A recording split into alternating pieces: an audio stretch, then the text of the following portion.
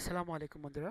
Toshiba e studio 2300 call for service C 260 এই সমস্যাটা হলে আপনি ঘরে বসে সমাধান করতে পারবেন। এটা তেমন কোনো সমস্যা না, আপনার প্রিন্টারটা জাস্ট ময়লা পড়েছে বলে আপনি এই সমস্যাটা হচ্ছে। আপনি একটু সাহস করে আপনার প্রথমে স্ক্যান ইউনিটটা ঢাকনাটা খুলে ফেলবেন, তারপর স্ক্রুড্রাইভার দিয়ে স্ক্রুড্রাইভার দিয়ে আপনার স্ক্যানারের যে নাটগুলো আছে সবগুলো খুলে ফেলবেন। আমি আমার তোশিবা 2303 ফটোকপি মেশিনের সমস্ত নাটগুলো খুলে ফেললাম।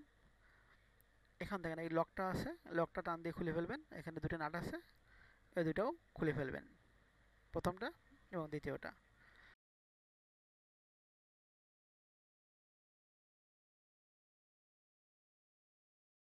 সাবধানে এক জায়গায় রাখবেন যেন নষ্ট না হয়ে যায় বা পড়ে না যায়, ভেঙে না যায়, কারণ এটা গ্লাস, তখন এটা ভেঙে গেলে অনেক সমস্যা হবে। আমি একটা সেফটি জায়গায় রেখে আসলাম। এবার একটা শুকনো ভাঙা নেবেন পরিষ্কার, মেশিনটা অফ করে নেবেন। নিয়ে আপনার যে উপরে স্ক্যানারের যে ইউনিট আছে, যে বেলটা আপনাদের স্ক্যান করে, ওইটার উপরে ময়লা পড়েছে বিধায় আপনার এই কল ফর সার্ভিস লেখাটা আসছে। এটা সুন্দর করে মুছে দেবেন। খেয়াল করবেন যেন কোনো ময়লা স্ক্যানারের ভিতরে না যায় বা স্ক্যানারের পয়েন্টের ভিতরে না যায়, সাবধানে। এবং এটা বেলটা টেনে আপনি ভিতরে সুন্দর করে মুছে দেবেন। বেলটা টানলে আস্তে আস্তে দেখেন এটা স্ক্যানার ইউনিটটা মুভমেন্ট করবে। এবার আপনি সমস্ত জায়গায়, সমস্ত স্থানে আপনি সুন্দর করে মুছে দেবেন।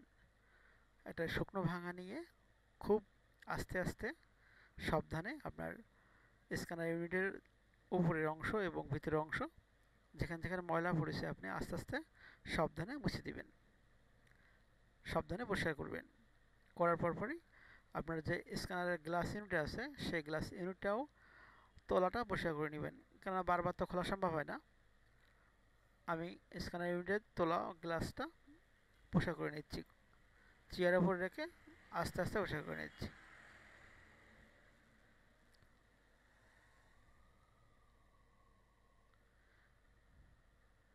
নিয়ে আমি সেট করে দিলাম, আপনি খুব সুন্দরভাবে সেট করে দিবেন।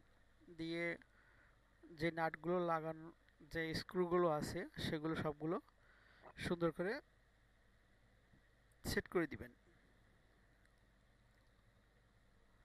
স্ক্যানার ইউনিট সেট করার পরে যতগুলো স্ক্রু আপনি খুলছেন সবগুলো সুন্দরভাবে সাবধানে টাইট দিবেন।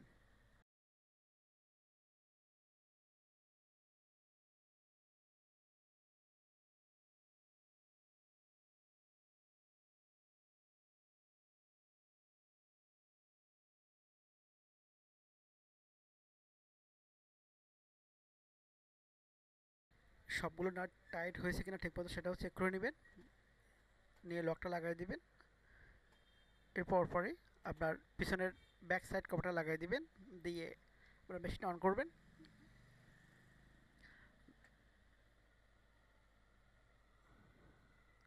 হ্যাঁ, দেখেন আমার মেশিন এখন রেডি রেডি আমি এখন প্রিন্ট দিতে পারবো। আপনিও খুব সহজে এই পদ্ধতিতে কল ফর সার্ভিস সি 260 এই সমাধান করতে পারবেন, কোনো টেকনিশিয়ান ডাকা লাগবে না। আশা করি বুঝতে পেরেছেন। ধন্যবাদ।